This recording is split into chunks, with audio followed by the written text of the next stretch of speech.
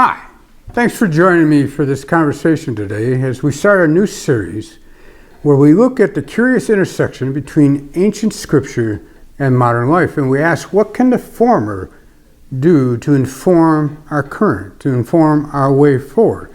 So today is our very first one. We're going to start out with the lectionary reading from the book of Acts, which is the 17th chapter, and it's Paul going to Athens to preach to the pagans. Now, if you know anything at all about that point in time in human history, from his religious background, the last place he should be going to is to be exposed to pagans.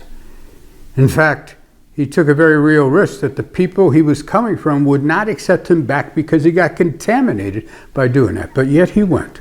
And when he got to Athens, it was just what had been predicted to him. It was a city filled with idols. And as he went through this city and he saw all these idols, he didn't turn away.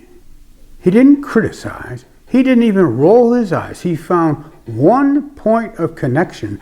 And from that point of connection, began to talk to anyone that would listen in the marketplace every day. And eventually, he was invited to speak to more than one or two. And so he used that connection and he began to tell them of a difficult truth that he now embraced and wanted to share with them. And when he got done talking, some of the people who were listening to him, of course, scoffed at this new difficult truth and turned away. But some said, "We will listen to you again so that we might learn more." That's our intersection today. Our society is hopelessly divided. At least it appears to be hopeless, but is there hope? Is there a way to make a connection, even across a single point? You know, Catherine Hayhoe, who is a doctor of climate scientist, she's a fantastic person, and she's an evangelical, married to an evangelical pastor, and she presents to about anybody that will listen, and she's able to go across all these artificial boundaries we have in our society. In fact, she describes one time where she was invited to talk to a group of oil executives and oil engineers. Now, how do you do that? How do you talk to a group of oil executives and people who make their living from oil about climate crisis? Well, the way she did it is she started off by thanking them. She thanked them because they're bringing the oil out of the ground and refining it into a usable fuel, made it possible for her and millions of other people to have a good life, to progress from poverty into, well, a well-being, a state of well-being. But then she raised a question across that connection. Is it time for that era to end? If we look at where we're advancing in other technologies and we look at the current damages being caused by the burning of fossil fuels, is it time for that period to end?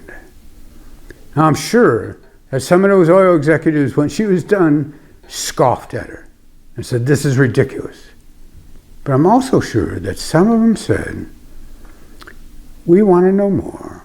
We will listen to you again." And so that's really the point for today, this curious intersection of this ancient text telling us to go and find a connection to people who really don't want to hear us until they know about that connection. What might we say? What difficult, important truth might we share across that single connection? Maybe it'll be about community.